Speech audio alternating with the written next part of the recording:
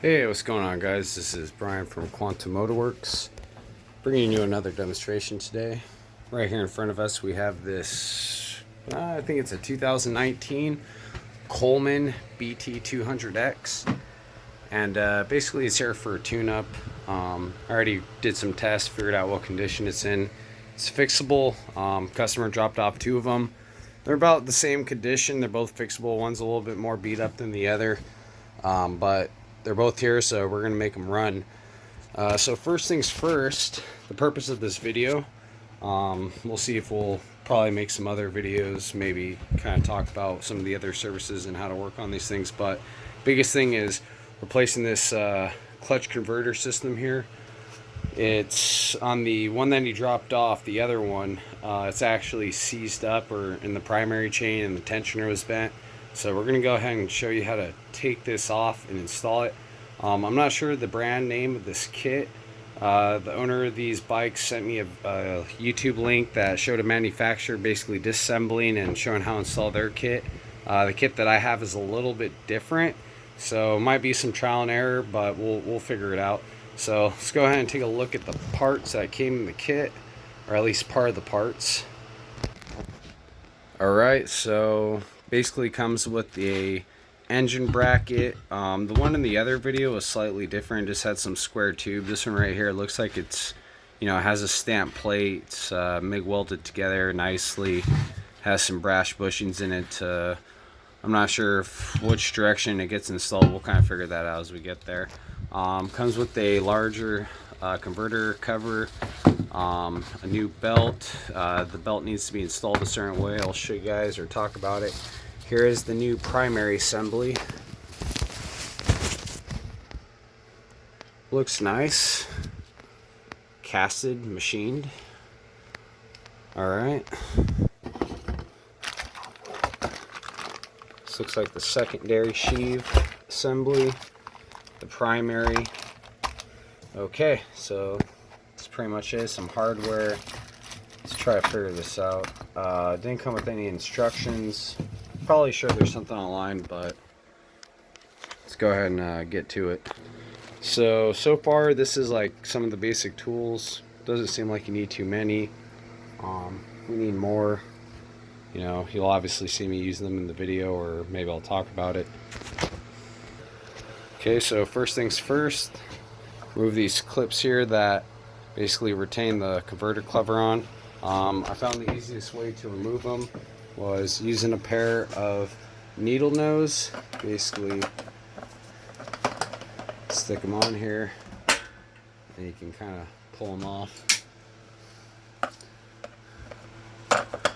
I'm sure somebody's going to complain about the shaky quality and didn't show enough. Let's just go ahead and get that out there. Try and do this one-handed is pretty difficult. Okay, and there's also two more located on the other side. One's already been pulled out there, as you can see, and there's still one more. It's kind of hard to see, but it's basically it's right there.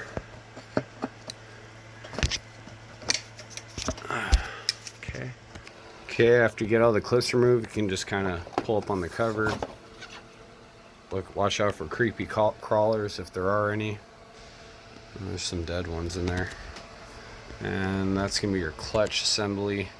It's the primary clutch, the secondary sprocket, tensioner assembly. So your first things we're going to want to do, we'll also take off this rear sprocket cover here, or chain guard. And if you already haven't, I would lubricate all the fasteners that you're going to remove so you don't strip anything out. I'm going to be using some Permatex Super Penetrant. WD-40 will also work well too.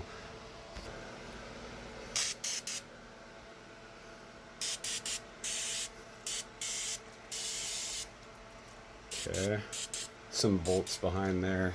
It's like a bolt right there. And that's pretty much it. Wherever that master clip is, we'll find it. If not, we'll cut it off. The kit does come with a new chain, at least the one that we got. Okay, these are 8mm bolts. Okay, boom. Take those two off. Boom, cover. No creepy crawlers. Good. Okay. So there's our master link right there. Lube it up. I got a special pair of master link pliers that take off the clip. Some Motion Pro pliers right here. Work really well.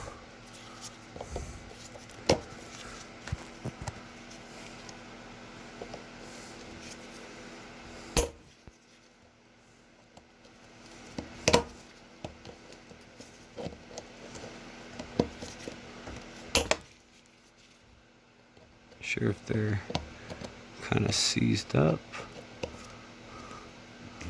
There it is. Boom.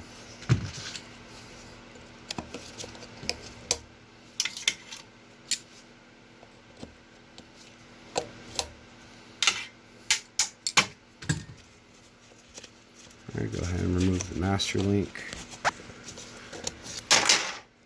Drop the chain. Chain, probably not going to need this. Got a new one. Alright, next, let's go ahead and remove the cotter pin and chain tensioner. Do we got to remove it? I guess technically you don't. You probably don't got to remove that. You could probably remove it as an assembly. Let's give it a try, see what we can do. Alright, go ahead and remove the cotter pin. You probably just cut it. Then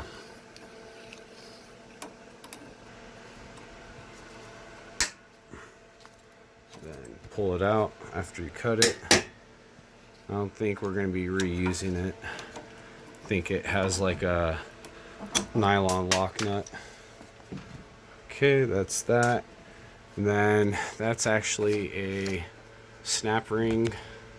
Decent size, not too big, but not the small one.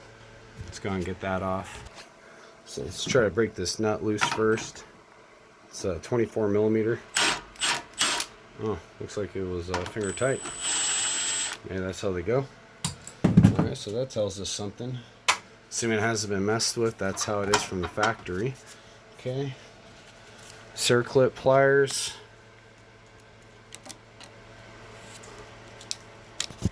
Boom. Alright, and then basically this whole thing should just come right off. I have to put, can I do it with one-handed? There it is. Yeah, nice. Okay. Nice. I don't think we're gonna need that. So just paying attention to kind of the spacing, how the parts came off. Alright, so next thing's next. Probably hit those 4 bolts. Looks like a 10. Right there, looks like a 12. Let's go ahead and do that. Now I'm going to come to the right side of the bike and we're going to get that bolt right there. That's going to be a 10. And put a wrench on the back side, which will be a 12. And then go ahead and completely remove that bolt right there. So it was actually a 13 nut, 10 on the back. Not a big deal, still came off with the Milwaukee. Okay, now we'll go ahead and use a 10 millimeter, a little extended.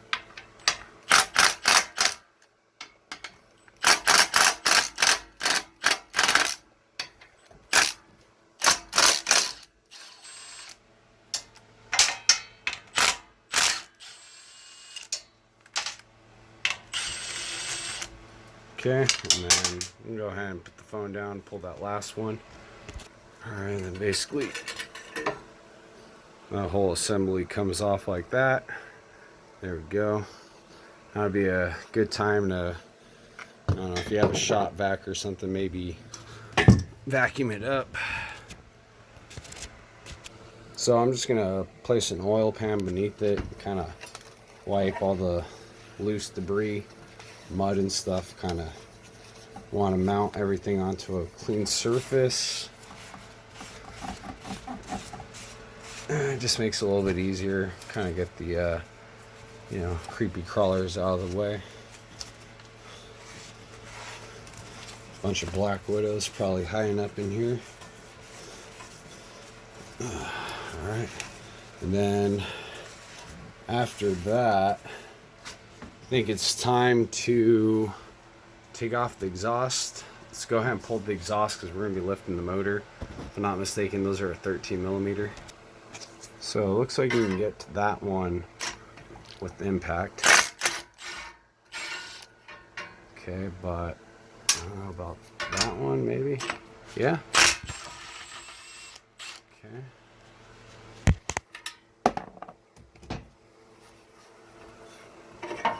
Nice.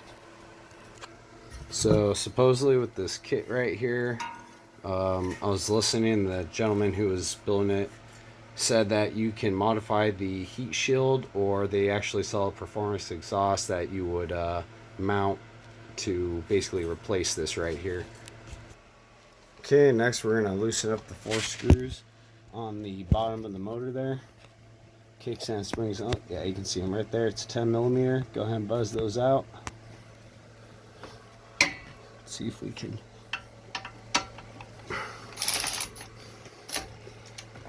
kind of crack them loose. There's also a nut up on top there.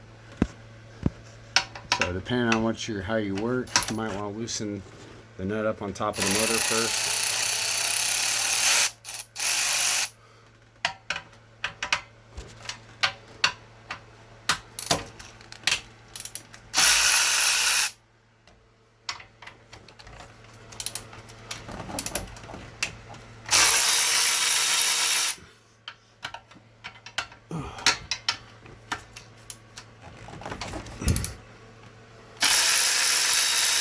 Alright, you get the point. I'm going to throw a wrench on it really quick. Okay, all 4 bolts removed. It's pretty loose. I wonder if we can just kind of, look at all that mud underneath there. So, probably going to want to clean that out a little bit before we install that plate. Alright, mating surface is pretty clean now. Wiped off all the dirt. Should be good. Alright, let's take a look. The mounting plate. So, I have no idea. Those look like they can move like that, and maybe those are stationary on the motor. That's what I would imagine. Or does it go like that to the frame? Maybe like that, actually. Like that. No, it's going to push too far forward.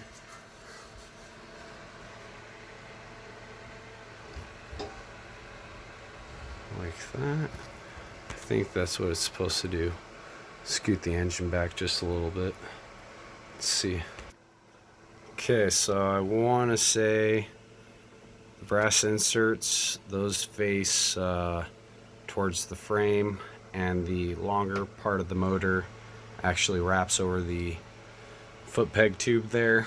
From the other I'm assuming these are 2 different manufacturers. The other kit that I saw, they actually cut off this part of the frame here, which I thought was kind of interesting that they actually cut that off.